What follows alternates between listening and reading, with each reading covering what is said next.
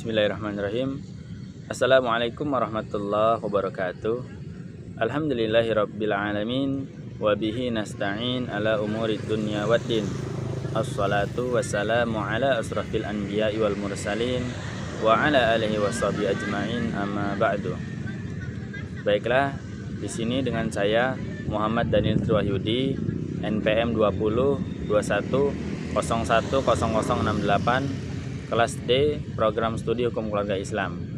Di sini saya akan membuat sebuah video presentasi tentang objek dan kegunaan filsafat hukum Islam. Baiklah, untuk mempersingkat waktu, marilah kita masuk pada pembahasan. Hukum Islam mengacu pada pandangan hukum yang bersifat teologis. Artinya, hukum Islam tersebut diciptakan karena ia mempunyai tujuan. Tujuan dari adanya hukum Islam adalah terciptanya kedamaian, baik kedamaian di dunia maupun kedamaian di akhirat. Jadi, hukum Islam bukan bertujuan meraih kebahagiaan yang fana saja, yakni kebahagiaan di dunia semata, tetapi juga mengarahkan kebahagiaan yang kekal abadi selamanya, yakni kebahagiaan di akhirat. Inilah yang membedakannya dengan hukum manusia yang menghendaki kedamaian di dunia saja. Tujuan hukum Islam tersebut merupakan manifestasi dari sifat Rahman dan Rahim, yakni sifat Maha Pengasih dan Maha Penyayangnya Allah Subhanahu wa Ta'ala kepada semua makhluknya. Rahmatan lil alamin adalah inti syariat atau hukum Islam. Keberadaan syariat dapat menegakkan perdamaian di muka bumi dengan pengaturan masyarakat yang memberikan keadilan kepada semua orang. Keadilan sangat mulia di hadapan Tuhan, dan sifat adil merupakan jalan menuju takwa setelah iman kepada Allah Subhanahu wa Ta'ala. Hukum Islam dalam upaya menegakkan itu semua harus siap menghadapi kejadian-kejadian baru yang timbul karena perkembangan masyarakat dan perubahan suasana. Oleh karena itu, pengkajian filsafat hukum Islam mutlak diperlukan. Keberadaan filsafat hukum Islam akan menegakkan hukum Islam dan memberikan jawaban terhadap tantangan zaman dan merupakan hukum terbaik sepanjang zaman bagi semesta alam.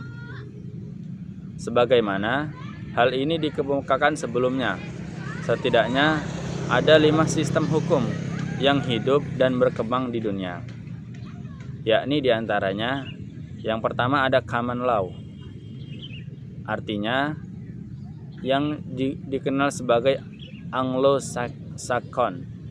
Kedua, civil law atau biasa disebut Eropa kontinental. Ketiga, custom law.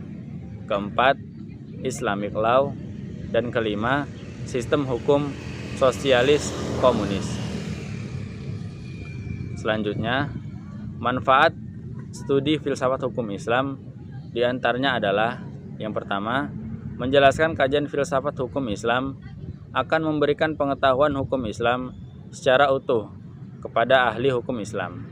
Kedua, filsafat hukum Islam diperlukan untuk pengkajian secara mendalam terhadap hukum Islam. Ketiga, untuk mewujudkan hukum yang berkeadilan yang senantiasa sesuai dengan kondisi zaman. Keempat, pengkajian filsafat hukum Islam memungkinkan pemahaman Islam secara menyeluruh dengan ilmu-ilmu agama lainnya. Para ulama, ahli usul fikih, sebagaimana ahli filsafat hukum, membagi filsafat hukum Islam kepada 2 rumusan, yakni filsafat tasyri', yang kedua adalah filsafat syariah. Apa itu filsafat tasyri' dan apa itu filsafat syariah? Filsafat tasyri' yakni filsafat yang memancarkan ahli filsafat hukum Islam, menguatkannya dan memeliharanya. Filsafat ini bertugas membicarakan hakikat dan tujuan penerapan hukum Islam. Filsafat tasyri' sendiri terbagi ke dalam, di antaranya sebagai berikut. Yang pertama, Da'aim al-Ahkam atau dasar hukum Islam.